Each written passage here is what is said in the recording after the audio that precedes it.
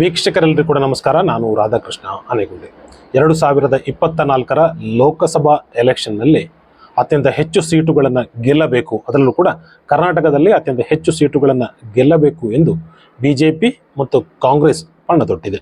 BJP ಈಗಾಗಲೇ JDS ಜೊತೆಗೆ ಮೈತ್ರಿ ಮಾಡಿಕೊಂಡಿರುವ ಕಾರಣದಿಂದ ಈಗಿರುವ 25 ಸೀಟುಗಳ ಪೈಕಿ ಕನಿಷ್ಠ 20ರಿಂದ 21 ಸೀಟುಗಳನ್ನಾದರೂ ಗೆಲ್ಲಬಹುದು ಅನ್ನುವ ವಿಶ್ವಾಸ ಅದರದ್ದು. ಆದರೆ ಕಾಂಗ್ರೆಸ್ ಇನ್ನೂ ಒಂದು ಹೆಜ್ಜೆಯನ್ನು ಮುಂದೆ ಹೋಗಿದೆ. 25ರಲ್ಲಿ 25 ಸೀಟುಗಳನ್ನು ಗೆಲ್ಲುತ್ತೀವಿ ಅನ್ನುವ ಮಾತುಗಳನ್ನು ಆಡ್ತಾ ಇದೆ. ಹಾಗಿದ್ರೂ ಕೂಡ ಕಾಂಗ್ರೆಸ್ ಟಾರ್ಗೆಟ್ 20 ಇಟ್ಟುಕೊಂಡಿದೆ.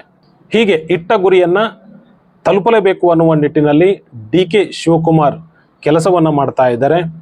ಈ ನಿಟ್ಟಿನಲ್ಲಿಯೇ ನಟ ಶಿವರಾಜ್ ಕುಮಾರ್ ಅವರಿಗೆ ಬಹಿರಂಗವಾಗಿ ಆಹ್ವಾನವನ್ನು ಕೂಡ ಕೊಟ್ಟಿದ್ರು.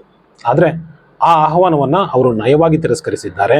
ಹಾಗಂತ ಪತ್ನಿ ಗೀತಾ ಶಿವರಾಜ್ ಕುಮಾರ್ ಅವರ ರಾಜಕೀಯ ಬೆಳವಣಿಗೆಗೆ ಶಿವರಾಜ್ ಕುಮಾರ್ ನೆರಳಾಗಿ ನಿಂತಿದ್ದಾರೆ ಅನ್ನುವಂಥದ್ದು ಎಲ್ಲರಿಗೂ ಗೊತ್ತಿರುವ ಸತ್ಯ. ಗೀತಾ ಶಿವರಾಜ್ ಕುಮಾರ್ ಅವರನ್ನ ಶಿವಮೊಗ್ಗದಿಂದ ಕಾಂಗ್ರೆಸ್ ಕಣಕ್ಕಿಳಿಸುವ ಸಾಧ್ಯತೆಗಳಿದೆ ಅನ್ನುವ ಮಾತುಗಳು ಈ ಹಿಂದೆ ಕೇಳಿ ಬಂದಿತ್ತು. ಆದರೆ ಇದೀಗ ಡಿ.ಕೆ. ಶಿವಕುಮಾರ್ ಅವರ ತಂತ್ರಗಾರಿಕೆ ಬದಲಾಗಿದೆ. ಗೀತಾ ಶಿವರಾಜ್ ಕುಮಾರ್ ಅವರನ್ನ ಬೆಂಗಳೂರು ಉತ್ತರ ಲೋಕಸಭಾ ಕ್ಷೇತ್ರದಿಂದ ಕಣಕ್ಕಿಳಿಸುವ ಕುರಿತಂತೆ ಡಿ.ಕೆ. ಶಿವಕುಮಾರ್ ಚಿಂತನೆಯನ್ನ ನಡೆಸಿದ್ದಾರಂತೆ. ಈಗಾಗಲೇ ಬೆಂಗಳೂರು ಉತ್ತರ ಲೋಕಸಭಾ ಕ್ಷೇತ್ರದಲ್ಲಿ ಸಂಸದರಾಗಿದ್ದಂತಹ ಡಿ.ವಿ. ಸದಾನಂದ ಗೌಡ ಅವರು ಸಕ್ರಿಯ ರಾಜಕಾರಣಕ್ಕೆ ನಿವೃತ್ತಿಯನ್ನು ಘೋಷಣೆ ಮಾಡಿದ್ದಾರೆ. ಬಿಜೆಪಿ ಕೂಡ ಅಲ್ಲಿ ಯಾರನ್ನ ಕಣಕ್ಕಿಳಿಸೋದು ಅನ್ನುವ ಕುರಿತಂತೆ ಚರ್ಚೆಗಳನ್ನು ನಡೆಸ್ತಾ ಇದೆ. ಸೂಕ್ತ ಅಭ್ಯರ್ಥಿಗಾಗಿ ಹುಡುಕಾಟವೂ ಕೂಡ ನಡೆದಿದೆ. ಒಂದು ಮಾಹಿತಿಯ ಪ್ರಕಾರ ಅಲ್ಲಿ ಪ್ರತಾಪ್ ಸಿಂಹ ಅವರು ಕಣಕ್ಕಿಳಿಯುವ ಸಾಧ್ಯತೆಗಳಿದೆಯಂತೆ.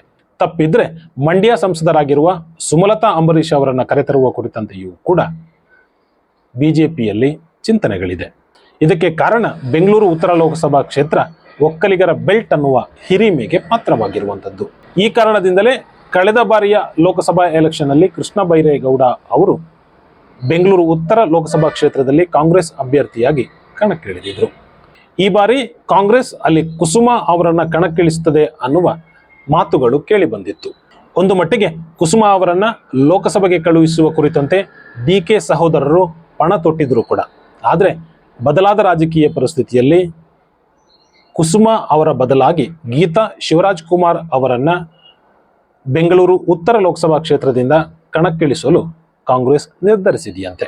ಇದಕ್ಕೆ ಕಾರಣ ಒಂದು ಒಕ್ಕಲಿಗರ ಬೆಲ್ಟ್ ಅನ್ನುವಂತಹ ಹಿರಿಮೆ, ಮತ್ತೊಂದು ಕಡೆ ಶಿವರಾಜ್ ಕುಮಾರ್ ಮನೆ ಕೂಡ ಇದೇ ಕ್ಷೇತ್ರದ ವ್ಯಾಪ್ತಿಯಲ್ಲಿದೆ.